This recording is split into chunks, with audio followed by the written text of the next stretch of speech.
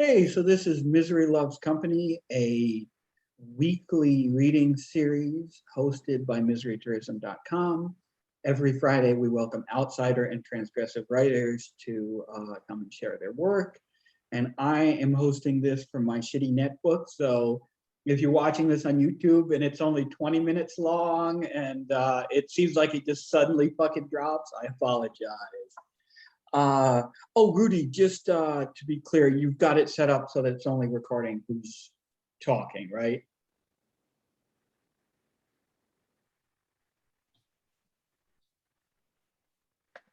I'm switching to speaker view now. Oh, awesome. Sweet. Okay. Cool. Okay, so first up tonight is Blick.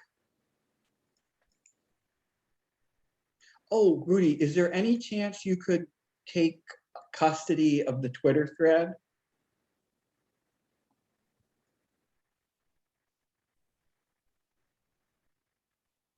You get into the document. Okay, sure. And I'll put I've got the document open so I can put the links in the chat. There aren't many links, but yeah, if you can just handle the Twitter thread, that'd be great. Thanks, man. Yeah, Blick, it's all yours. Oh. And you're going to be reading from a piece that you published that was just published in Scab magazine, right? Yeah, it's too bad that Unity's not here, because Unity also had a piece in it in Scab issue 9 called True Fuck, and if you ever want, it's the most romantic piece about sexual intercourse I've ever read. You know, so I'm sorry that he's not here.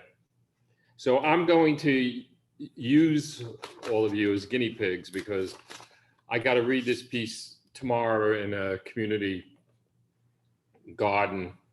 And this piece is called Teabagged, and it's based on a photo that my partner took of me. It's in a practice, and there's no punctuation at all, so I can't even rehearse it. So I just have to read it, all the words it is, and I don't care whether you like it or not, because it's already been published. But I just would like to get an idea of should I back out and not read this in public? Is it that ridiculous? All right, that's what I'd like to hear from you. All right. So in honor of Unity's True Fuck, which is my favorite piece of everything that was in Scab issue 9, this is Teabagged. That idiotic doctor smiling down at me as if I am a Christmas leg of lamb ready to carve into my chest, searching for a purse of gold, a municipal bond safely guarded by Margaret's father, cruel old bastard, God forgive me, bribing me to marry his obnoxious daughter, crying in the corridor, afraid I might live, interrupt her carnality and bastardly children. Dear Lord, I am so sorry. Do not treat me harshly. Why did you plant this COVID-19? Have I not suffered through years of archaic gospel and fanatic pot-bellied evangelists? Kill Margaret's father or my vernacular son, not me, but an incompetent surgeon ready to claim my wife's loins along with her insurance. Oh, Jesus, I am sick. I will die today. Spouting blood, making nurses convulse with disgust, splattering my fluids onto sterile white aprons discarded in garbage cans as my flesh is shoved into an incinerator. Blessed Mother, is it hot in there? Will my flesh sizzle? Does the soul scorch? Damn family tradition. I don't want to be cooked like spare ribs on a spring picnic. I want to stay alive, inhale spring's aroma. My God, it will be spring in less than a week. My corpse will have entered its first stage of decay, and I revert back to the existence I led 10 months before my birth. Oh, Holy Father, I do not mean I have changed. You are the light. Why do they turn on those lights before I am under? Turn them off, turn them off. Will not have you see me like this. Stop, I demand. No one will see who I am. I do not want to die. Put me back where I was. Do not put me under, blessed saints. I am drifting. Help me pull that mask off my face so I can tell Margaret's old man to shove it and quit his factory to escape his grandchildren, calling me old, thought, unloving, thanks to the shithead shrink he sends them to. Forgive me, Lord, they are beginning to slice my flesh. Who cares? I'm exhausted by this reminiscence of my life, the larger box preceding the smaller one. 14 years overseeing the manufacturing of cardboard boxes. Margaret's father will probably display me a number 324D, all-purpose industrial container, engineering breakthrough designed by contents within the urn be displayed next to my collection of Dickens, or Margaret will turn it into a night lamp, flicking me on and off, teasing the lovers of the loveless. Sweet Christ, Hallowed be thy name, thy kingdom come. Shit, what is the rest? Ha, my rest, eternal darkness. Dear God, are they dimming the lights? I will not succumb to you, them or you, Holy Virgin. Forgive me, it is too cold. I'm scared. You scared the man, just like the boy threatening vengeful flames, perpetual blindness. Oh, merciful Lord, forgive my transgressions. I love people before machines consume my fervor. You know, people are malicious, untrustworthy beasts, preying on you, devouring gentleness, defecating deceit. Help me. Everything is black, empty. Listen to me. I repent. You win. Just help me. Do not leave me in the dark. Please leave me alone. It is your fault toying with me, playing my fear of darkness, laughing at me, writhing, you sadistic creature of evil. Forgive me, Father. You do understand. I see. Yes, this is like birth, dark, frightening, yet to be thrust into lifelike. Praise God on high. A fresh chance to find joy, forgiveness. Ah, bullshit. No, dear Savior. They are hoisting my lungs. Put them back. Put them back. That madman is murdering.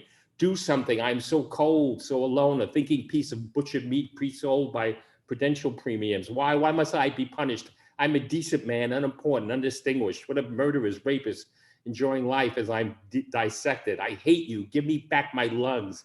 Damn it, oh blessed Lady of Mercy. Grant me guidance. Save me from death and life's years of suffering, only to die wondering, running, not escaping. God forgive me, because I will survive the surgery and laugh at my family, destroying exotic visions of cruises and cars, vomiting my bile in their hypocritical faces, stuffing my diseased lungs down their throats. I will survive this operation, if only to bring joy to Prudential. My God, help me, Christ, help me. You killed it. That was fantastic. And, I really love stream of consciousness writing. And I really love what you do here, where at a certain point it starts to become more and more associational.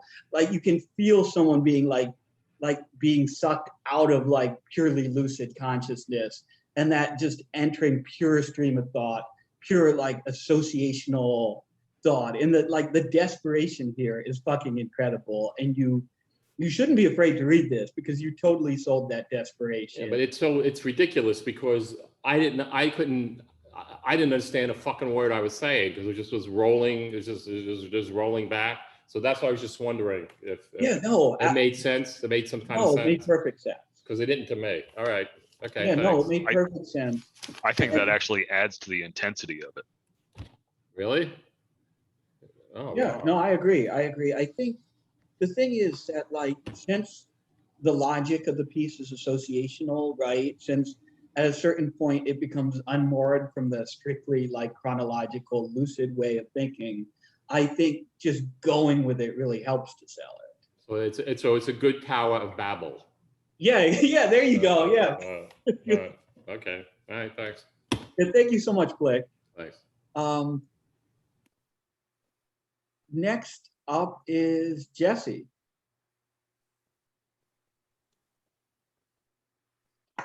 Hello. Hey, Jesse. You be reading a piece I think that was recently published in a print journal, right? Oh, crime anthology. That's right. It might be reading backwards. It's called Crime Utopia, put together by Murderous Ink Press. I hope nobody, Biting the Hand That Feeds You. I don't really like the cover art on this, but I'm in print, so I'm happy about that. It's a short story. It's called Dirty Pictures. I don't have a link for it, so I'm going to have to try to read it. Like Blake, I'm curious about how this is going to come across. I've never read this out loud, so we'll see. It's called Dirty Pictures. A spring weekday in 1954, Syracuse, New York. Dr. Aristide Hoover was 15 minutes into Francine Rowan's session when she pulled a small pistol from her purse and pointed it at him. "It's loaded," she said. "Put that thing away," Dr. Hoover said after a tense moment. He was trying not to communicate any fear. "I just bought this gun 3 days ago," Francine said. "I barely know how to use it. It could go off at any minute. I have no control." They sat there for a minute looking at each other. Francine had dark circles under her eyes, no makeup. She did look unhinged, even more so with a gun as a threatening prop. "What do you want from me?" Dr. Hoover asked. His forehead and upper lip were sheened with sweat. Francine looked up from the couch and, keeping the gun trained on Dr. Hoover, she stood up from the couch, walked to a point between him and the door to prevent escape. "You're going to pick up that phone," she said. "You're going to call that pervert, convince him to come here and confess. Then I'm going to shoot him. Then I'm going to shoot myself. My 1 o'clock appointment will be here in," he carefully checked the clock position behind the couch, "in 40 minutes. You can't be here when they arrive." "Then you haven't got much time, doctor. Besides, I'll be dead if it all goes according to plan." "What's his number?" She told him. He raised his hands to show he wasn't threatening, got up and went to the phone. His pulse was throbbing and he had to tell himself it would be all right. In his training, Dr. Hoover had dealt with many unstable patients, but none of them had ever pointed a gun at him. This would be quite a story for Hennings if he ever made it out of there alive. "Don't call the police or you're done for." He picked up the phone from its cradle and dialed the number she gave him on the rotary dial. He tried not to let his hands shake, not to let her see. What if Mr. Rowan wasn't home? Sure, there must be some sort of pathway out of here. Some element of her plan would come to grief and she would collapse into tears and give up. "Hello, Rowan residence." "Ah, yes, Mr. Rowan, this is Dr. Hoover. I'm your wife's therapist. I believe we've met." Silence. "If this is about money, then I'm sure the mistake is on your end, as I've been paying you all along for the past 2 months." "No, there's no problem with billing." Hoover looked at Francine at the gun in her hands. "I'm afraid there's a situation with Francine." "Is she okay? Is she at the hospital again?" "No, she's here. She can't quite come to the phone. She's very upset and confused. She wants to see you, Mr. Rowan. She wants you to come to my office." "There?" The man sounded astonished. "For couples therapy." "What's that?" "It's a technique for getting to the heart of problems that lie in marriage with both parties present." "What's she been telling you about me?" Dr. Hoover had half a mind to tell him on the phone that his wife said he was a pervert, but instead said, "I think it will be best to talk about it when you get here." Dr. Hoover felt the failure of his words as he wished he could have communicated to the man that his life was in danger. A long silence. Mr. Rowan didn't answer. Dr. Hoover made a theatrical shrug in Francine's direction to let her know that it wasn't going anywhere. He was doing what he asked, but nothing came of it. "What's your address again?" Mr. Rowan asked. He sounded dejected. "I can't seem to locate your business card." To Hoover, it seemed as though Mr. Rowan knew something of what this was about, of his wife's fragility. It sounded like there had been a long strain on the man. "It's 3800 Oppenheim Street, Office B. I'll be there in about 20 minutes." Dr. Hoover hung up the phone. He looked at Francine. "He's coming. Now, don't you think you should sit down, give the theatrics a rest, and tell me what's going on?" Francine held the gun on him for 2 minutes, then returned to the couch. Dr. Hoover said, "I want to tell you that this is a very dangerous course of action, not merely physically and legally, but involving me in the situation of killing your husband will have terrible implications for your course of therapy. There will never be resolution. If you go much further down this pathway, you may never get back to a place where you can get relief from the issues and neuroses which are plaguing you."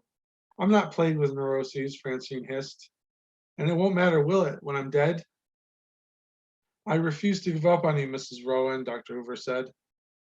"I think you're going to come back out of the state you're in, and you're going to see how foolish your prior positions on things were." "You're the fool." Dr. Hoover took up his pen and his notepad. "Tell me more about what's going on with your husband." You know all of it, mostly. "You told me that he has some questionable friends. You said he gambles, which we agreed is a clear indication of a wish to return to childhood. You said he comes home bloody."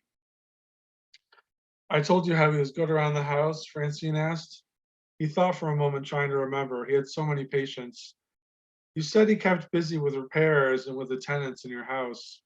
"That's right. We have 2 other apartments in our house. Miss Betson lives in one and the Solheims live in the other. The Solheims are nice, good people, but Miss Betson is suspicious. We don't know anything about her past, and I would have loved it if Dick had just put her out on the curb. Why is that? She's a fallen woman, Francine said. Does she bring men back to her apartment? If she does, I would have noticed, but she stays out late and sometimes doesn't come home at all. She's a tart. And your husband, Dick, he's never done anything, or so I thought. Francine's grip on the pistol did not change, which made Dr. Hoover very nervous. He's always fixing things around the house, in the basement and the attic. He said he was trying to fight the bats that get in. He was up in the attic a lot, blocking up holes. I didn't question him because I knew he'd get cross. So you left him alone. What happened? One day when no one was home, I went up to the attic for something or other. I forget now. It was a shock. There were holes in the floor of the attic. I tried to work out where they would have been, and I was pretty sure they were above the bathrooms of the two apartments. He's been spying on them in the bathrooms. My, he scribbled on the pad. Yes, I found photos in the attic of Miss Betson in the shower. And the worst part of it is there's no dark room in our house, at least that I can see. You think you notice it, all those chemicals? I think he waited until she was in the shower to take the pictures so no one would hear the noise of the shutter. And worst of all, Mrs. Solheim having bath time with her baby daughter. Both in the tub? Yes. So I found photos of the Betson woman and Miss Solheim and her baby, but no dark room. These photos have been developed somewhere else. Where? That's just it. I don't know, but I suspect Dick has a friend who not only would develop the negatives, but would buy them. Miss Betson is a very well-developed woman, if you know what I mean. I think Dick runs around with some really disgusting, violent criminal types who would find a way to make money from those photos of her and of Mrs. Solheim. Dr. Hoover stopped writing. Why don't you go to the police? I couldn't live with it. The shame is so great I want to die, but I want to make him pay first. It's fine to be angry, Dr. Hoover said, but why resort to this? There must be a way out that doesn't involve violence. You couldn't kill somebody. I could kill you before he gets here. You made the phone call to get him here. That's all I wanted you for. You're of no use to me now. But why here at my office? It would catch Dick off guard. Dr. Hoover paused, gathered strength. I think you are doing this here because this is a site of therapeutic catharsis for you. It's here that you unburden yourself of your fears and you want Dick to know about it. You want an eruption of insight that will overpower him. Francine was grimacing, perhaps under the weight of Hoover's words. He couldn't tell, but he went on. Your motives in this are your own business, but you have recruited me in this.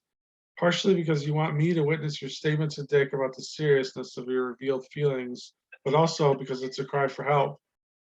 You see me as a potential intervention into your violent actions. You could have shot him at home, at the store, in the countryside, but you chose to confront him at the location of your healing.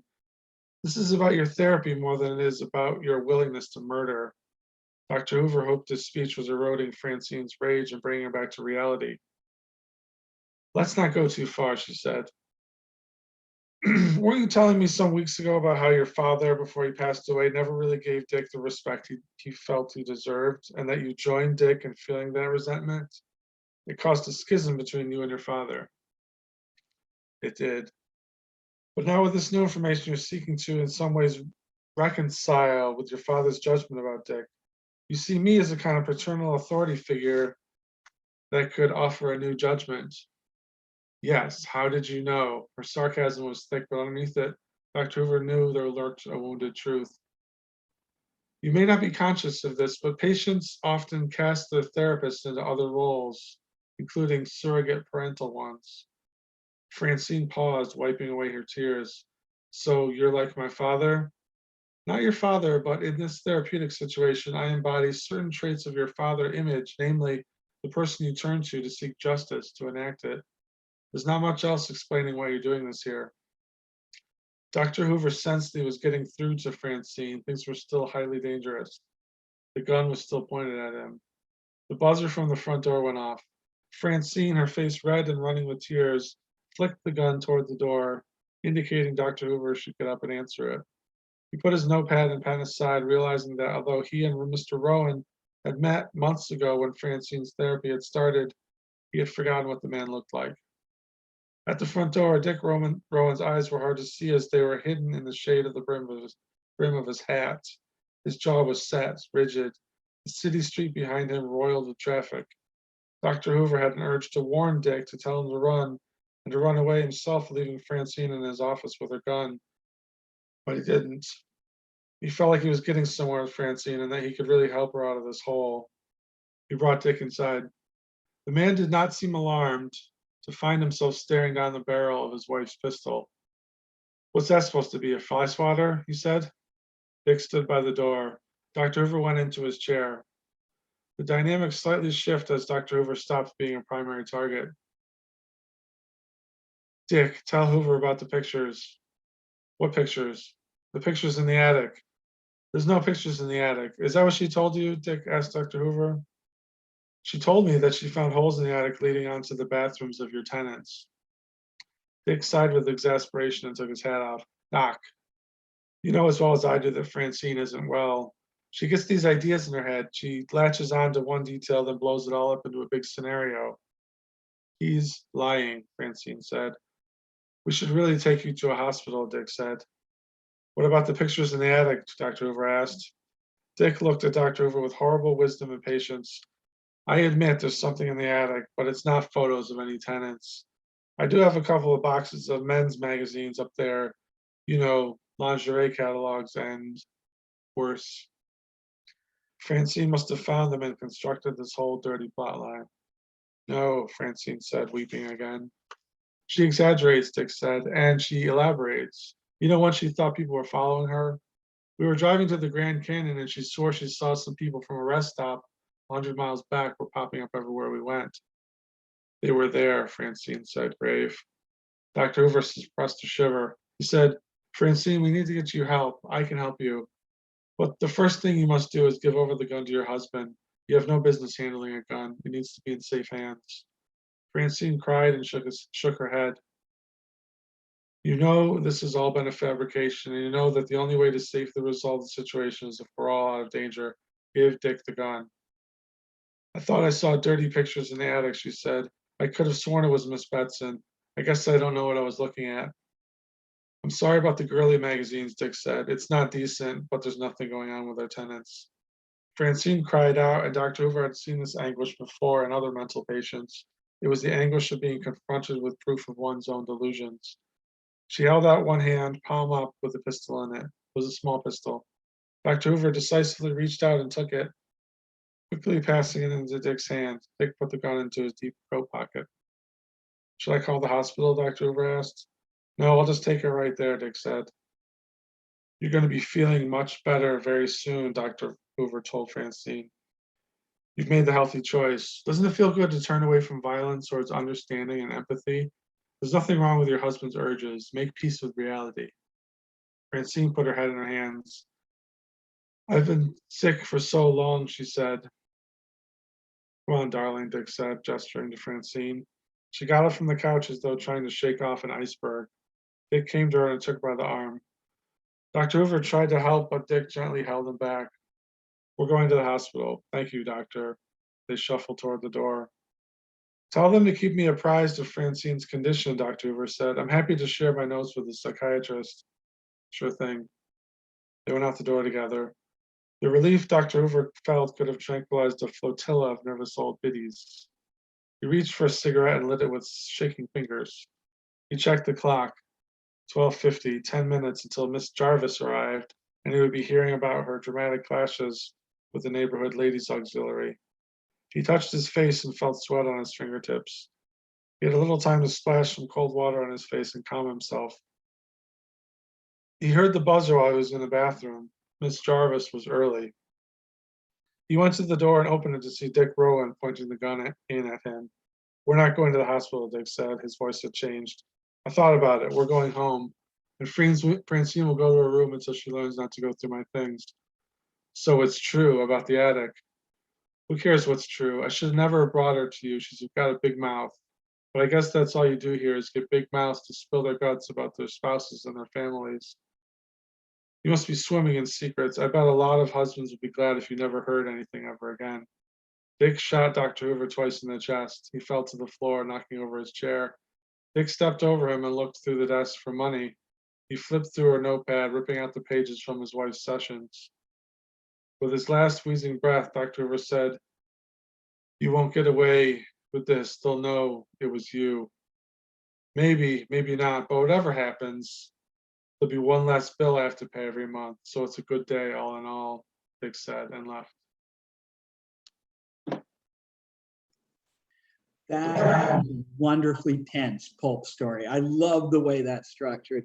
And what I really appreciate about it, though, is the subtle ways you keep poking holes in the reliability of the doctor. Like you kind of lure us into this sense of like, oh, he's this kind of calm, reasonable guy. And then you just keep poking little holes and we say, wait a second, no, he's acting like a moron. He's acting like a moron. He's letting his preconceptions get the better of it. But it's not like you're beating us over the head with it, right? It's a very gentle, subtle process. And it's so good. It's so delicately constructed. I really like it, Jesse. Thanks. You know, the physically, the reading part is great because you're so flat and monotone. It's like flatline, but it's flatlined going over fucking mountains, you know? Mhm. And so it's how you present it, what's being presented. There's almost like a dichotomy there, which is, I think, works beautifully. I mean, your reading of it was I think was dead on. Thanks. I'm not really the best reader I've learned over the years.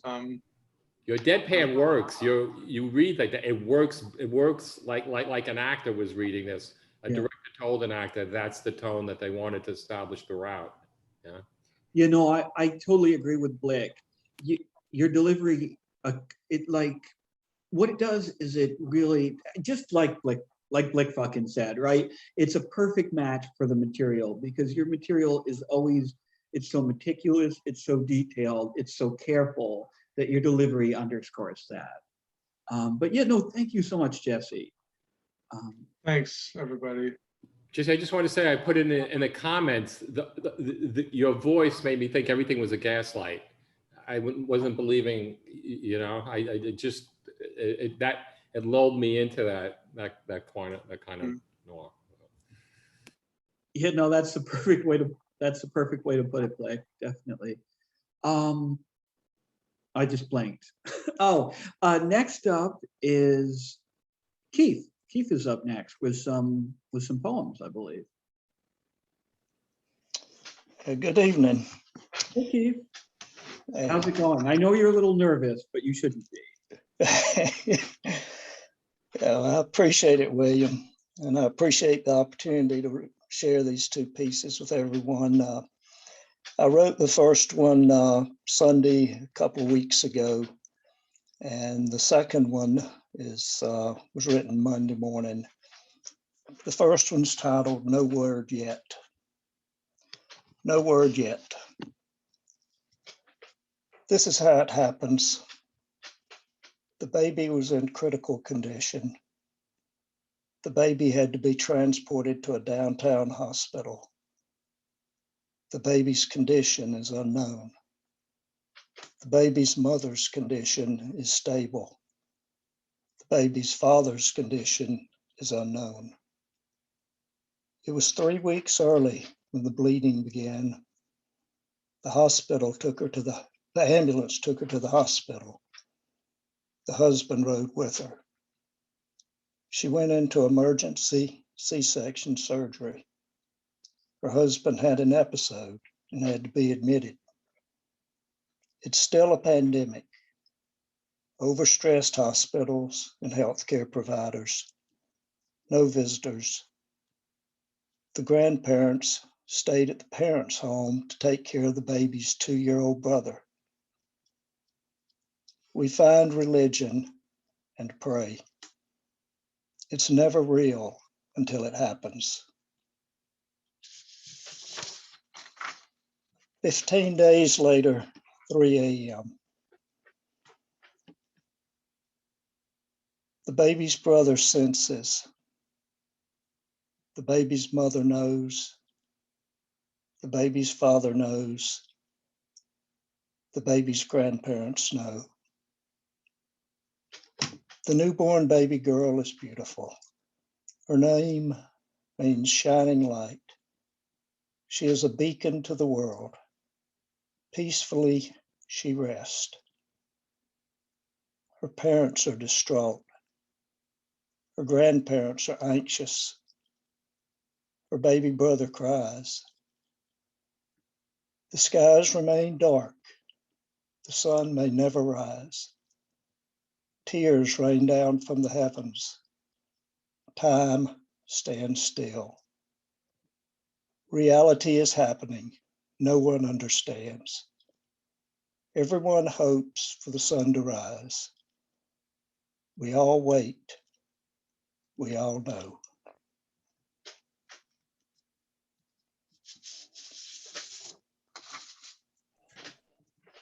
That was beautiful, Keith. That was really, there's so much emotion in your delivery. I don't know why you're nervous about reading, because every time you read, there's so much passion. There's so much like real heartfelt emotion in your delivery and in the piece that you're presenting here. It's always so beautiful, and that was. Well, thank you. Keith. Thank you so much for sharing. I appreciate it. Thanks for listening. Thank you. Just extremely powerful stuff. Next up is Josh. I know Josh left to get. Oh, I'm here now. Oh, you're here. Okay. I'll get the link. 1 second. Just not on. Just don't post it on Twitter or anything, but you can post it in the chat. Gotcha. And then basically, it's just this is like the first short story I ever wrote, and then recently, in my efforts to avoid producing anything new, so trying to find anything I could do other than that, I ended up going through some of the early stories I wrote, and kind of just wanted to polish them, not change the voice because it was written so long ago and my influences were way different, but just try and get them as good as they could be without, I don't know, trying to get myself into the mindset I was then, polish it up, and then file it away and just have it done, put it to rest. So that's kind of what I did with this one, which is called Mother. The whole thing could have been avoided if I'd just been able to get a job. Any job would have done, but somehow I couldn't catch a break, no matter what I tried. One quick look at me and my potential employers knew, without a doubt, that I was no good. Obviously, I made sure to check off the little box marked bondable on all the job applications, but that was a lie. My resume proudly stated that I was driven, punctual, and a team player too, but those were all lies as well. I, Mitch Fishbane, was unemployable. I was 18 and in such good health that I was convinced I was dying. Able-bodied, but imbued with a certain dignity, a way of carrying myself that rendered me absolutely ineligible for any job I might qualify for. Such jobs always seemed to be of the menial variety and were therefore incongruous with my upheld chin, my strong posture, and my dignified stride. The sight of me mopping a floor would be ridiculous. I was on my way up in the world, and managers knew this. They could sense it, clairvoyant employers that they were. Then there was Mother, a hard-headed and zealous woman approaching middle age. Mother, who seemed to lack the keen perception possessed by workforce gatekeepers. Perhaps she was distracted by the laborers whom she had stay overnight when she thought I was asleep. It was a regular occurrence to see a plumber or gardener sneak out of the Fishbane household in the morning, despite Mother's claims of celibacy, and insistence that I abstain as well. I was certain that her rules had nothing to do with godliness and purity. No, she didn't want me reproducing. One of me was enough. To her, I was a burden, a bum, and a parasite, only to be tolerated in the name of some sacred maternal law. She was an ostensibly religious woman and had the religious attitude towards work. According to Mother, the job dilemma was a matter of effort. I simply wasn't pounding the pavement hard enough, whatever that meant. Coming home from another fruitless day of canvassing, I should have seen it coming, but the days of unemployment had passed imperceptibly, each one bleeding into the next. Strolling into the kitchen that evening, my arrival was met with a dirty look from Mother, who was seated at the head of the table. My younger sister Hannah followed suit. Always the family treasure, the little bitch already had 3 summer jobs lined up and had just turned down a 4th. She was also a member of the Young Entrepreneurs Club at school and an overall pain in my ass whose sole purpose for existence seemed to lie in highlighting my apparent deficiencies. Look, Hannah, the prince has decided to join us for dinner, Mother said. Thank you for gracing us with your royal presence, Mitchell. Hannah just smiled at me, presenting a middle finger right outside of Mother's sightline. Don't you get tired of doing nothing all the time, Mother continued. Don't you want to do something with your life? So, Mother, this is how it's going to be, I thought. Well, I wasn't about to be spoken to like that by somebody who worked at a fucking diner. I have loftier ambitions than you can imagine, I told her. Those of you with lesser faculties wouldn't understand, I added calmly, as this was well-rehearsed conversation. Oh, Mother feigned hurt. Are you going to tell us about what a great writer you are, she mocked? Or about how smart you are and how many books you've read? Books you've been reading when you're supposed to be looking for work? I know exactly what you're up to all day, Mitchell Fishbane. It was true that I had spent most of the afternoon at the cafe trying to read Kafka, tales of torture and punishment that were still somehow astoundingly boring. Actually, if you must know, I wrote another short story today, 1,000 words, a masterpiece of transgressive literature. You wouldn't understand it, I said. Nor you, I emphasized, turning to Hannah. Your stories don't pay the bills, Mother said. I slave away all day long to support this family. I work my hands to the bone while you sit in your ass. How about you write about that? I've got something better, I said, locking eyes with her. Steam was still rising from the chicken. Nobody had waited for me before serving themselves generously. It's a story about a mother who is too stupid to understand the breadth of her son's genius because, see, she never finished high school after getting knocked up. Oh, the silence was beautiful. It was an orchestra, a delicate movement, but it didn't last. Get out, Mother said. I had a feeling of contentedness well up inside me as I stood to leave. Thrown out into the cool spring night with no home to speak of, casting shadows over pale yellow streetlight, I wandered. Tread lightly, Mitch, I told myself. This is where they expect you to slip up, but you won't. You're stronger than that. Look how well adjusted you've turned out despite your oppressive religious upbringing, that Jews for Jesus crap that Mother has embraced against all reason. Remember that resilience if you're in doubt. You're in control and you know what to do. That's right. March right on over to Elijah's. He'll put you up for the night at least. It was true that Elijah was always good for a pinch, but it came at a cost. He'd take you in, but the silent tallying of debts in his mental ledger could be unbearable. With all this in mind, I took to the suburban backstreets, the crescents and boulevards that lead nowhere in particular. The wind picked up, great Arctic gusts, death throes of a bygone season, the wind slapping me in the face, the cold hand of winter. It was the kind of night you'll always find yourself underdressed for. The beguiling warmth of the first spring days coaxes you to part with jackets, sweaters, hats, gloves, and scarves. Then the sun retreats and night comes upon you like a hangover, leaving you cold and wretched with the knowledge that you deserve it, but the feeling that it's somehow unjust. I'll kill myself wandering out here, I thought. I'll freeze. My hands were frozen stiff when I turned and started for Elijah's. I stood in the vestibule a moment before knocking. Empty bottles overflowed from the recycling bin. Cans of bed bug spray lined the windowsill. An ominous sign, no doubt, but what choice did I have? I fought back visions of myself waking up covered in the tiny bloodsuckers as I rang the doorbell. And that's it. Josh, I really like this, and I really like it for two reasons. Number one, even if you didn't say right at the top that this was written in 2012, I would have guessed that it was written during that period because this has powerful Great Recession energy. Like that was where, that's where our generation was at that moment, right? Like, damn sure. the global economy had just collapsed. There wasn't work fucking anywhere. And I know at that time I had just dropped out of grad school. A lot of people had just graduated from college, and you really capture that sense of like being lost in the Great Recession and having your parents and family like not comprehend the gap in possibility between their generation and yours. But the second reason I really love this is because this is like a classic existential kind of short story. This is like something Hampson would have written or Dostoevsky would have written. And the merger of those two things is awesome. It's awesome. It's perfect. Like thematically, they just link together like that, right? Thanks. Hampson was a big influence at that time. So was John Fonte. And it's just, there's still influences, but not stylistically. Whereas back then I was trying to write like John Fonte, who was obviously like super indebted to Hampson and stuff. So that's why I'm a bit like, I was going to send this out, but I don't know. It's so old and it's not really my style now. So I'm kind of on the fence, but thanks for Why that. not? Dude, What so harm could it nice. do? No, No, Josh, I send- thought that was great. You should be completely Yeah. behind that. Do you Thank know you. how much of my book I wrote 10 years ago? Like, or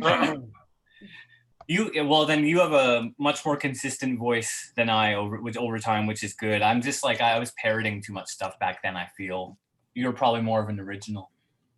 no, I just write about the same shit. But Well, thank you. personal growth is overrated. See? Never change. That would be a good tagline for Misery Loves Company.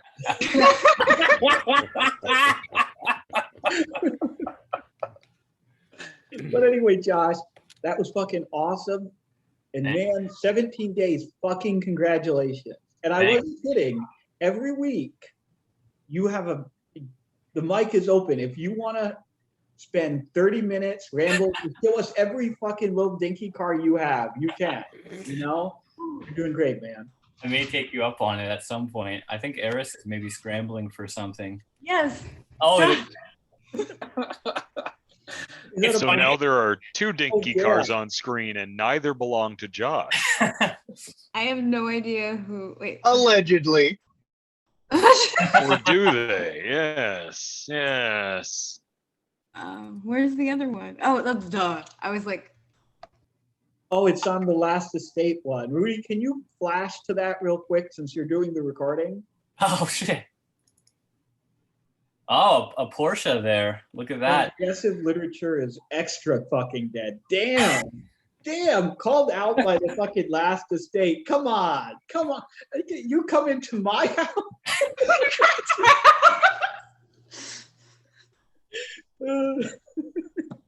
you know, Okay, okay. Oh, yes, hello, Mr. Bones. Mr. Bones is here and screaming.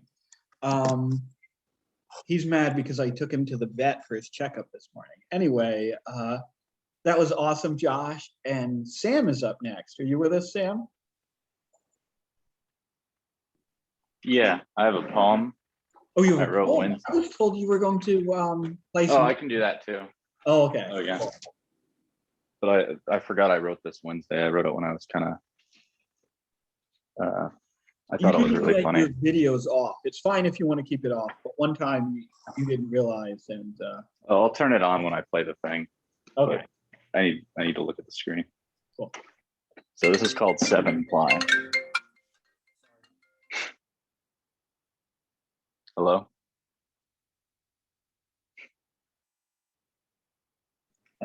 Did they mute? Okay. Yeah, no, so Okay, we're good. I was wondering if that was your phone. I thought, and you said hello right after. so Oh, I no, I'm on you my picked phone. up the phone. No, you're good. You're good. Seven Ply. I got the wrong toilet paper. I was in a hurry at Walgreens. I just grabbed the nearest roll, but I didn't look. It's one ply. And I only noticed it as I changed it just now.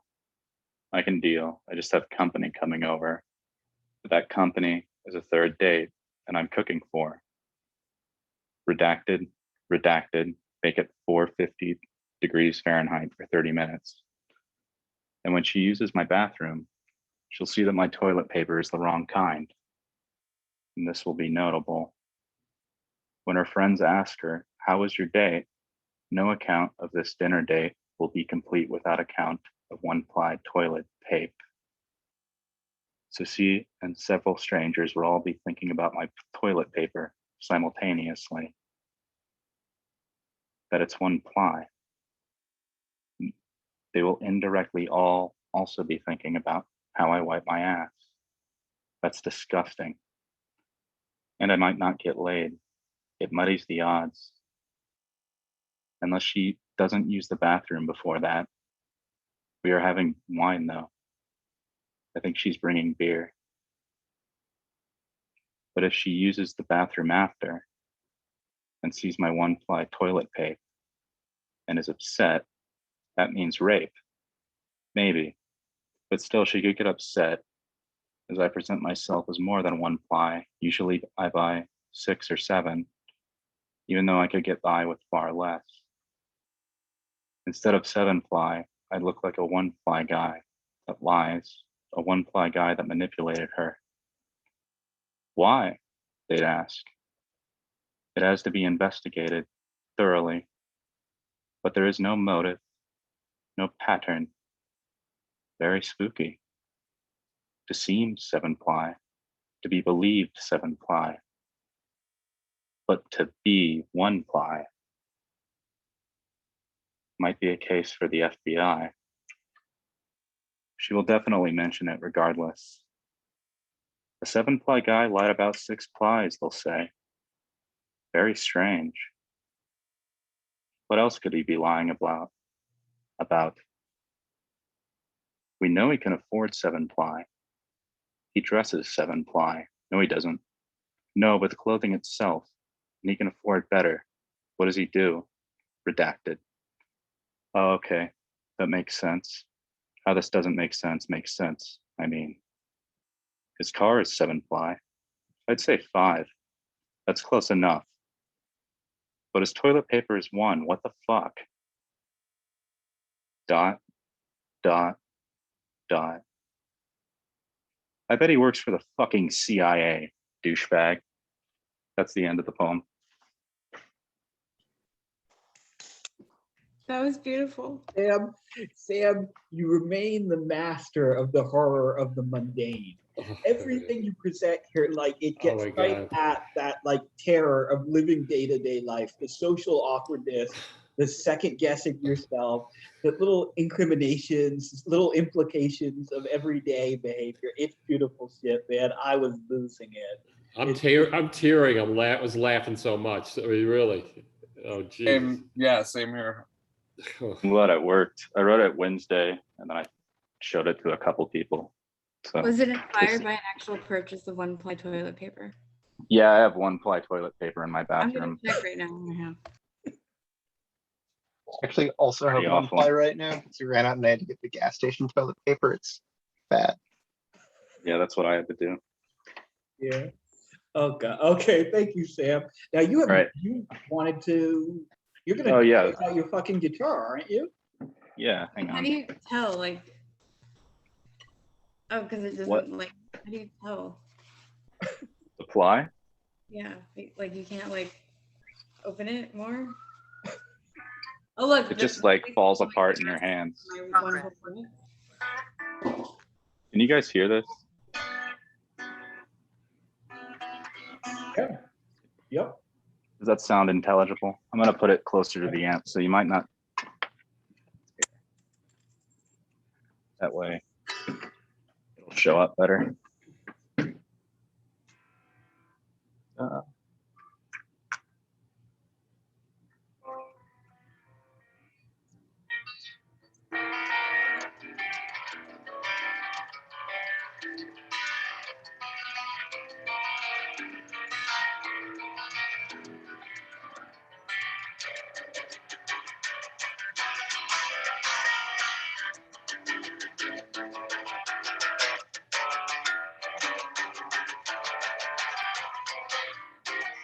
Oh, wait, hang on, there's an effect on here.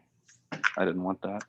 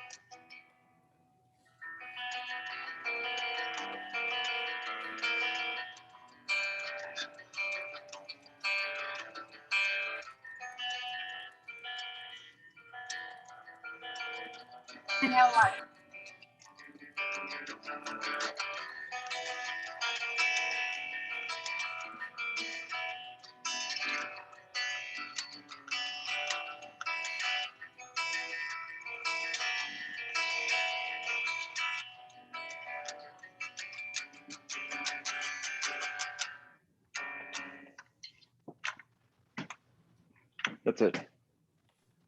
Fuck yeah. I hope Did I come- everyone had their lighters up during that. No, Sam, that was amazing. That was spectacular.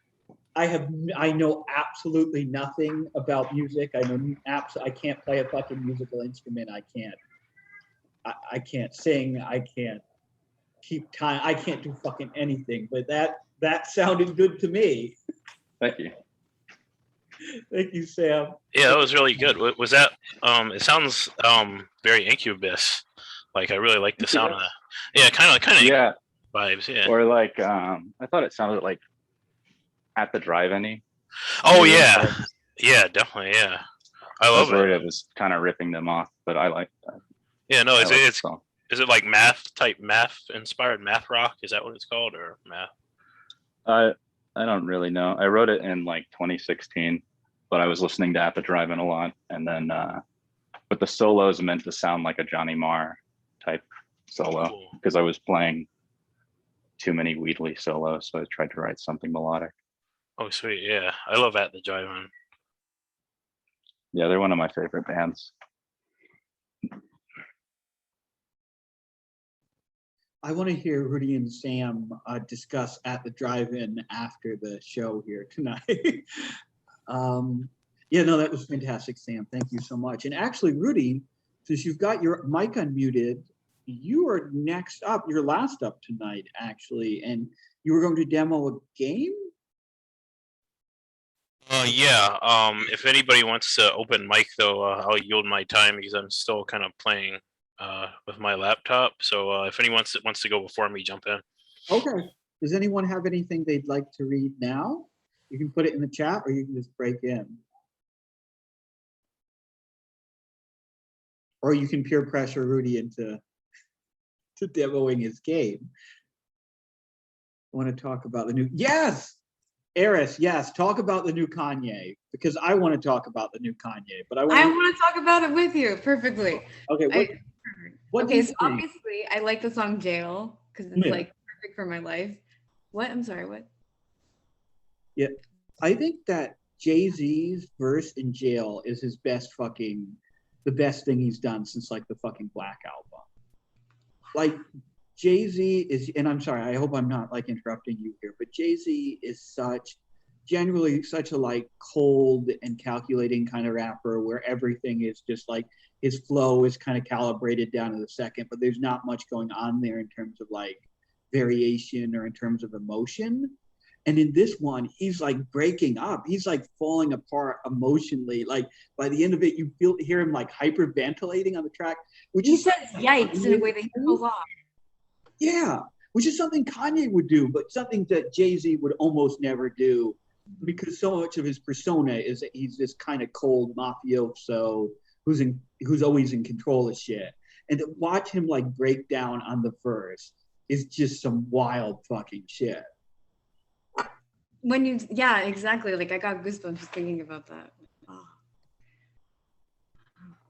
So good. What if you had to rate the album? How would you rate the album? Donda? Yeah, Don. I think we're talking about Donda. I've been talking about Donda. Yeah. Yeah. I like it. Fucking ass. I liked it more than the one with the mountain on the cover. Yay. Fuck. I forgot what it was called. I hate being bipolar, but it's awesome. But Yeah, yeah. yay.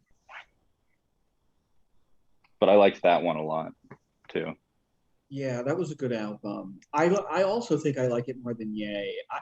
And I like it a hell of a lot more than Jesus is King.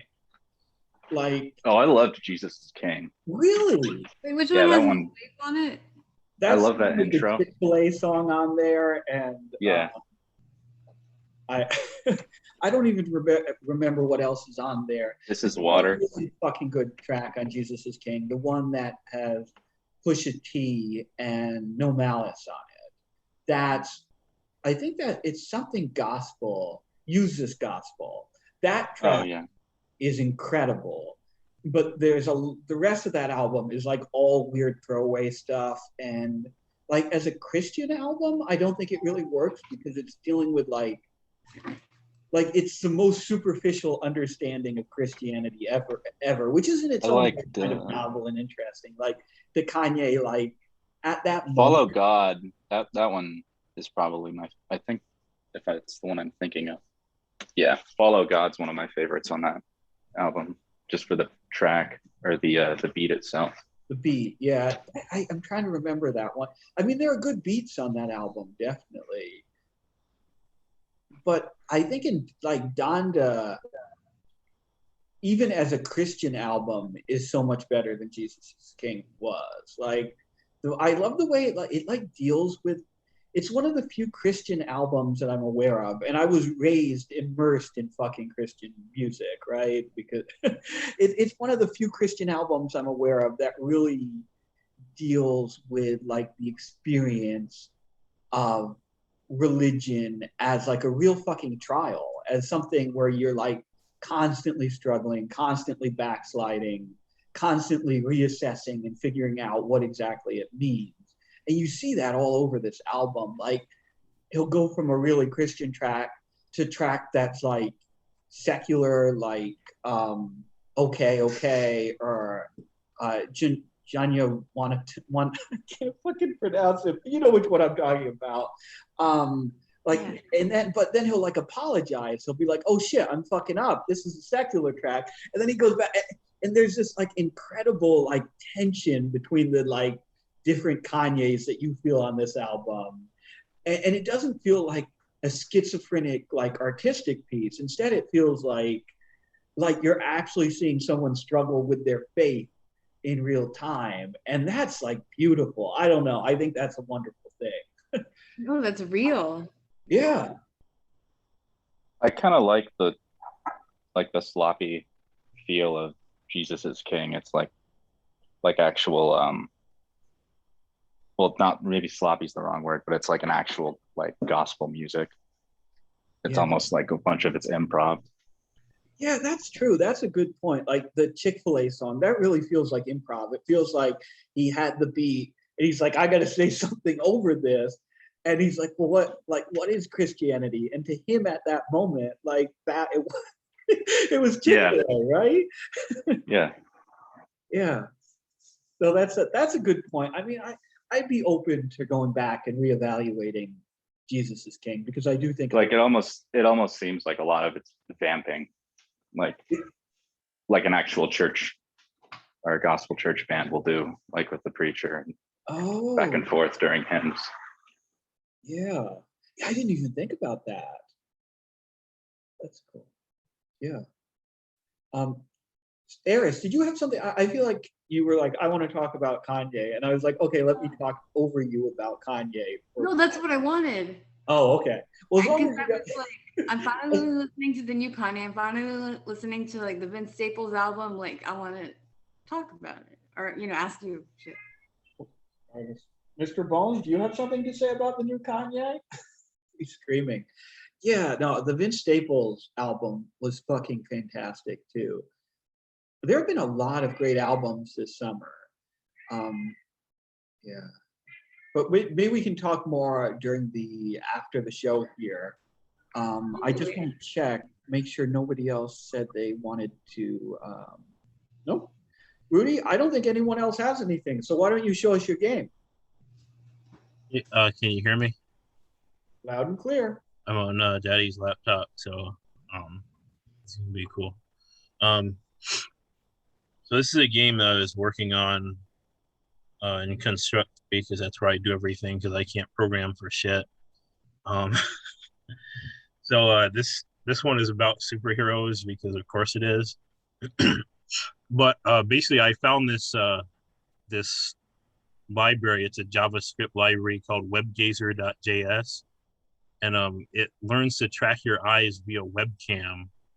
And it has like this machine learning system that's built into it, so that when you as you follow your mouse on the screen, like you can click and it'll learn about your like where your eyes are by where you click the mouse.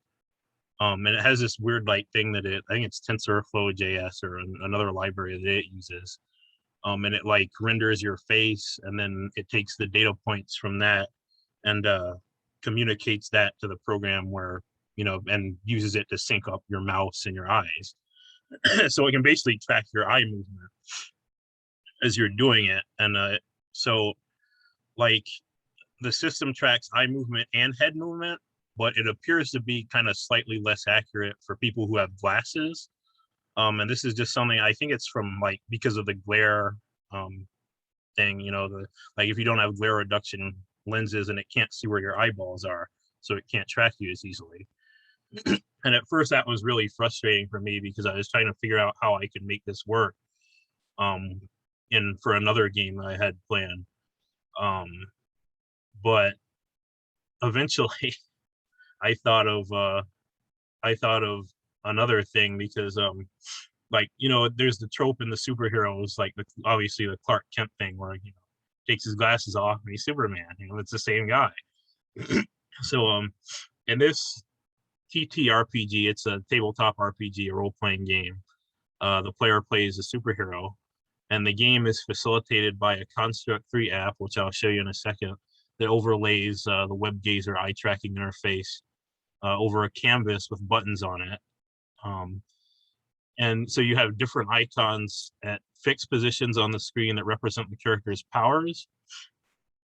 And those are basically what you're trying to focus your eyes on those things on the screen to use your powers. So you're only allowed to use your eye movement when you're in superhero mode because there's two phases of the game. So you have the typical day-to-day bullshit narrative, where you're going for your office job or whatever. And then you also have the superhero, when Clark Kent turns into Superman, you've got your powered mode, and that's the other half of the narrative, basically. So that you're only allowed to use your eyes in, but you can use your head movement and your eye movement in the other modes. But the goal of the way you use your powers basically is you keep your eyes focused on your power, and you'll see this little thing move around on the screen. And so if you focus, you can do like tremendous, like crazy shit. Which the DM, it's a role-playing game, so it's controlled by a GM. And essentially the way it works is the more you focus, the greater the effect of your power will be. But if you start to drift, so if your eyes drift, then your power will be kind of screwed up by the other powers that you hit when you drift. So like, let's say you want to fly around like Superman, but then you drift into like fire control or something. You drift into time control.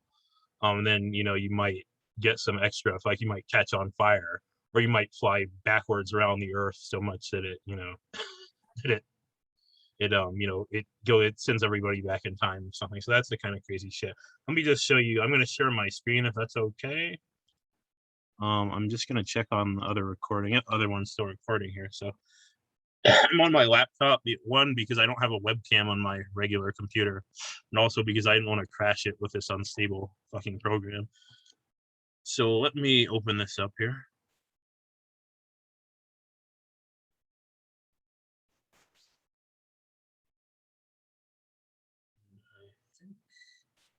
Okay. this is the program kind of already in progress here. I'm going to use some voice commands here in a second, so don't mind me. I'm just going to say on. Okay, so there you can see the face. And you can see like on the, I don't know if you can make it out on the web, on the Zoom thing here, but you've got like these little dots, these little blue dots, and that's how it detects where your face is, and through that where your eyes are. So as you can see, it's kind of weird now because like it can't really see my eyes. You can see there's a pretty severe glare on my screen. So it can't really see where I am. But I can move it a little bit with my head, like that. And I'm just gonna toggle this up real quick. So basically, let me do an example thing here. So let's say, let's say, okay, so somebody pick a power, like so somebody pick a superpower, pick a superpower scenario. What does mushroom do? Mushroom is nature. Superpower perfect timing? Perfect time. Okay, so time control. Okay. Yeah. So I'll aim to what should I do with time control? What should I do with it? Fuck bitches.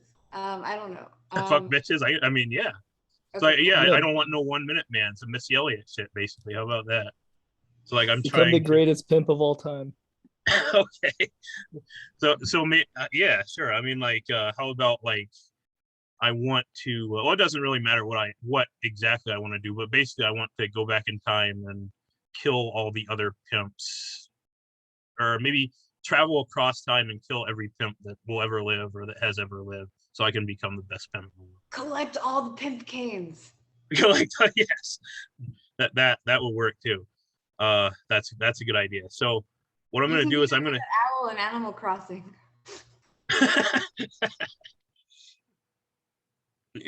So he's got like a pimp cane museum. But yeah, so I'm gonna shoot for that. In a second here, I'm gonna turn on the thing that measures the power use here. So I'm going to do that. I'm gonna do it without my glasses first, just to see how accurate that is. Then I'll show a demonstration with my glasses too. So here we go. Okay, so as you can see, without my glasses, I'm looking like right fucking at it, and I hit something else, but I think yep. And when it's warping there, that means that it's being hit, it's being targeted. I'm trying it with my eyes, so let's see how I did there. So it's going to show like the top 3 or 4, I think. Yeah, so 62%. So I was like 62% successful or whatever. But I also hit telekinesis, so that's a drift. So while I was going through collecting all the pimp canes, going through time, I was jumping, between the 70s, maybe into some Victorian shit or something like that. Telekinesis, maybe I don't know, maybe I threw a bunch of shit around and scared away all the prostitutes while I was collecting the canes. I basically made a huge like mess around the fucking around the brothels that I was going through while I was kind of like a poltergeist basically. I don't know, maybe I accidentally ordered something through OnlyFans with my telekinesis because it's like, tied to my mind. I don't know. But either way. So done. Oh, yeah. So I have to use voice commands because the thing is reading input from the mouse, so I can't actually click the mouse a lot of the time.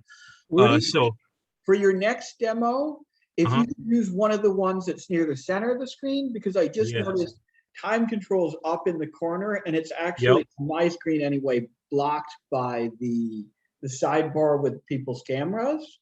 Oh, gotcha. Yep. You may want to this time target one of like prayer or whatever that is, or one of the ones. in the Oh, middle. prayer. Yeah, that's a good one. What should I do with prayer? I'll leave this up to I'll leave I don't know, make the best Christian rap album of all time. How about that? What do you think? Okay, cool. So I'm gonna do this one with my glasses on, or I'll try it anyway. So here we go. Uh-oh. Oh, this ain't gonna be Donda. Oh, I've hit prayer several times, but I've also hit pretty much everything else on the goddamn board. So yeah. Yeah, this is definitely more Jesus is King than Don's. Okay, so prayer actually isn't even the top one, so that would be really bad in the game because so it drifted so far that I have like 15% in telepathy, 12% in teleportation, 9% for death, and 3% for life. So what I think would happen with this is instead of talking to God, I'm actually talking to some kind of otherworldly being or an alien or something because I have 15% in telepathy. So I'm not talking to Jesus or anyone, any known God. And perhaps maybe it opens some kind of portal because I've got teleportation and I teleport to that otherworldly being. And then I die. And then I have no idea what light would be, but maybe there's a light flash as his ray gun goes off or some shit like that. No idea. Go into the light, right? Yeah, go into the yeah, that's true. That's a good point. Yeah, go into the light. Done. Oop, done. Beautiful. There we go. But yeah, no, that's basically the way it works. The main thing I was kind of going for this is like the idea of like how superpowers kind of feel unique to the individual. I want people to feel unique when they play this, basically, and I want them to feel very superpowered. And I don't know if you noticed, but while I had my glasses off, I was kind of doing all kinds of like twitches and kind of weird things to try to move the position it exactly where I kind of wanted it. And that wasn't just the Tourette syndrome. That was that was actually mostly for the game. So like no, like but just the idea of like the interface reacts differently to everybody. So it's because it's trained on different devices, it's trained on different people. So the idea that your use of the powers could be unique to you is kind of the thing I was going for. And it's still moving around. Yeah, no, that's basically it. Awesome. Oh, thanks. Yeah, it's gonna be a I really dig this. You know what? Because like as a kid, when you're like pretending to be a superhero and shit, like, and you're trying to like pretend to be Magneto or whatever and move the spoon with your mind. Like this is you're moving the spoon with you're actually like this, like simulated experience of like moving the spoon with your mind, right? Of like bending the bars with your mind, like of having like that kind of power. You can actually like with just your concentration, that idea of like that you like, and you see it like all the time in like superhero movies or movies that deal with like people with supernatural powers. It just looks like, you know, they're fucking constipated or whatever, you know, but like to force someone to do get them in that state of mind, like as a imaginative tool, right? Which is ultimately like what RPG rule sets and game mechanics are. Like this rules because you really get to feel like you're doing the thing that you're pretending to do, right? Yeah, I mean, that's dead on as far as what I was thinking is the the imaginary, the moving shit with your mind. And that's one of the things like when I was trying to work on another game, it was about a degenerate art gallery, where you basically the things you look at in the gallery affect some parts of the board game or whatever. I found it's hard to get it accurate enough for him to do that. So the accuracy was like kind of a frustration at first. But it's a free library and it was not developed to do this or any sort of, so but no, that's definitely on point as far as what I was trying to go for. So yeah.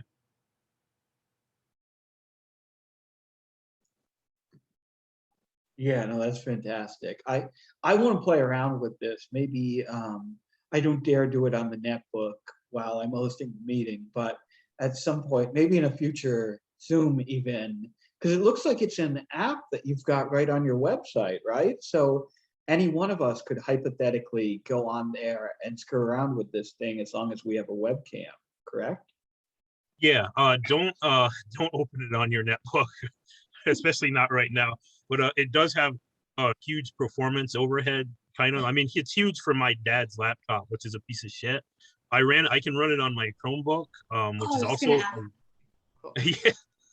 No, the Chromebook is awful, but it's I mean, I hate Chromebooks honestly, but yeah, I don't know. It was they're both really bad computers, but I still wouldn't try it like on anything like really, especially with a bunch of windows open or something like that, because it does have a pretty severe performance overhead. So. Yeah, no, this poor little netbook can barely do anything. But yeah, well, maybe in a future call, you should share the link, and a few of us should give it a try. And Yeah, definitely. Yeah. See what we I get. didn't know what a Chromebook was until I got one, and I was like, "What the fuck is this shit?" Right? It's like the worst shit. It's the fucking most dog shit. Like, and you can't run any Windows programs on it. You can't just open an exe on fucking because it's Chrome OS. It's basically like a little Android or something. I don't know what. It is. And if only I could somehow make this giant. Wait, can you see that monitor? Yeah. Yeah. Yeah. Make that turn on. Oh man, yeah. Yeah, no, I oh god. That looks like a nice monitor. What is that? Not getting that Google sponsorship for Misery Loves Company. Yeah, I'm super suspicious of their monopoly. But honestly, it's not even the monopoly aspect. It's just that they need to make something that can use Windows programs or something. Something that's decent. I don't know. It's crap. Yeah, they're also incredibly shit. Yeah. Okay. On this note, Rudy, did you have anything more to demo with the game? No, that's it. Okay. That's all I have. So I think we'll end it there. I'm going to keep the I'll keep the Zoom call open for a little bit. I might close it. We may not keep this thing going until midnight like we do sometimes. Because I'm not at home, and and also my battery might run out. But yeah, I think that's it for the reading portion here. Oh, actually, wait. Just check something.